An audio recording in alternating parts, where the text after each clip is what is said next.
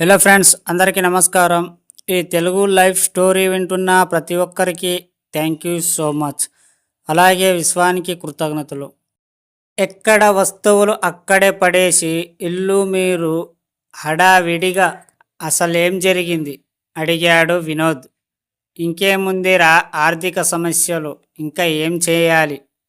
నేనెంత కష్టపడాలో ఎంత చెయ్యాలో అంత చేస్తున్నా, అయినా ఇంకా దానికి దీనికి డబ్బులు తెమ్మంటే నేను ఎక్కడ నుండి తేను, చెప్పాడు రవి.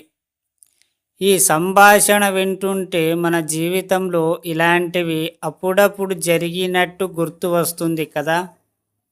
ఎస్, ఇలా చాలా చోట్ల వింటుంటాము. ఎందుకు మీరు ఆ పరిస్థితి నుండి బయటపడరు? వారి జీవితానికి సంపదనకు ఒక గిరి గీసుకొని బతుకుతున్నారు. అది తక్కువైనప్పుడు ఇలాంటి సందర్భాలు ఏర్పడతాయి. మీరు మీ జీవితానికి గిరి గీసుకొని బ్రతకకండి.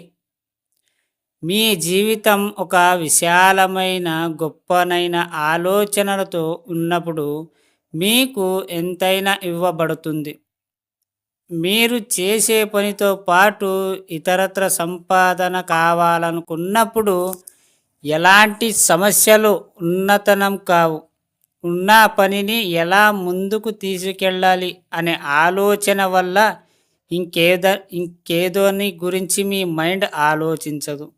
కావున మీ సంపాదన పెంచుకోవడానికి ఇకపైన మార్గాలు ఉన్నాయి.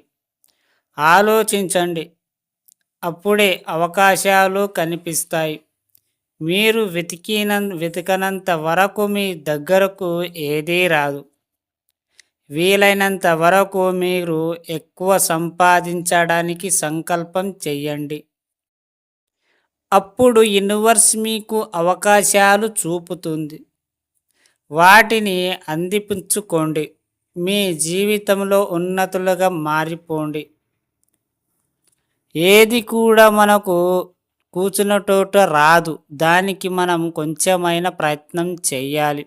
ప్రయత్నం చేస్తే దక్కదంటూ ఏది లేదు. కానీ మీరు కొంచెం సమయం పడుతుంది, కొంచెం వెయిట్ చేయాలి అంతే. ఎప్పుడు కూడా మీరు అనుకున్నది కలలుగంటూనే దాని గురించి మనం ప్రయత్నం చేయాలి. ప్రయత్నం చేస్తేనే ఏదైనా అవుతుంది. ప్రయత్నం చేయకుండా ఏది రాదు. అర్థమైందా ఫ్రెండ్స్? ఈ స్టోరీ విన్న ప్రతి ఒక్కరికి థ్యాంక్ యూ సో మచ్. అలాగే విశ్వానికి కృతజ్ఞతలు.